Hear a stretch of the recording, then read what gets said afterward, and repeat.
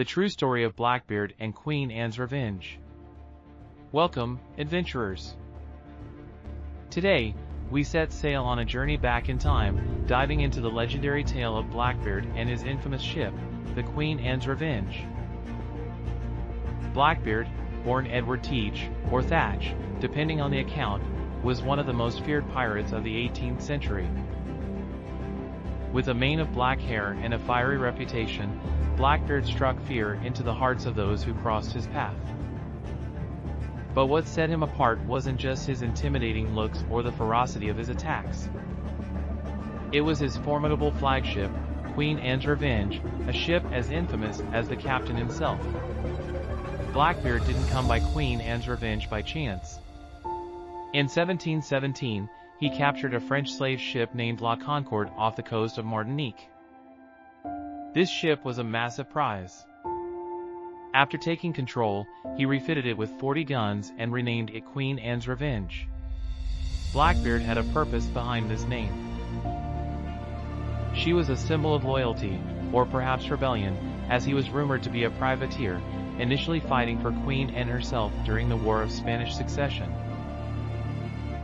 The ship's name could have been a nod to her, or perhaps a way to evoke a touch of royal dread in his enemies. Armed with the most powerful ship in the Caribbean, Blackbeard and his crew wreaked havoc along the American colonies. He blockaded the port of Charleston, South Carolina, capturing ships and demanding a ransom of medical supplies, proving he was as cunning as he was ruthless. His tactics were unique and unnerving. During battles, he would weave slow-burning fuses into his beard, setting them alight so that smoke surrounded his face. Imagine the terror of seeing a tall, wild figure, framed by smoke and fire, charging toward you on a dark horizon. Blackbeard's mastery wasn't just in battle, he knew the power of psychological warfare. It's said that many ships surrendered before even firing a shot, utterly terrified by the mere sight of him and his massive warship. But as with all legends, Blackbeard's tale took a tragic turn. In June 1718, while navigating through the tricky sandbars near Beaufort, North Carolina, Queen Anne's Revenge ran aground. Many believe Blackbeard might have done this intentionally, seeking to scatter his crew and lighten his ship to keep the richest spoils for himself. Either way, Queen Anne's Revenge was abandoned, marking the beginning of the end for Blackbeard. Months later, Blackbeard would face his final battle against Lieutenant Robert Maynard of the British Navy. It was a brutal, bloody skirmish where Blackbeard fought to his last breath.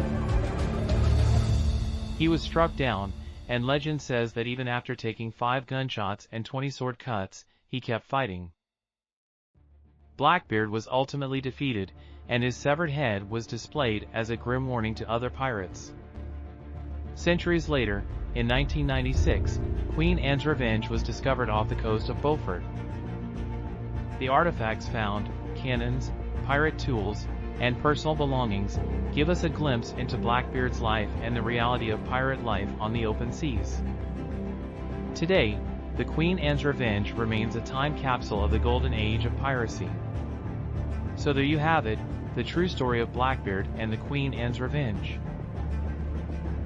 A tale of terror, treasure, and tragedy that will forever echo across the waves of history. If you enjoyed this dive into pirate lore, be sure to like, subscribe, and stay tuned for more legendary tales of the high seas.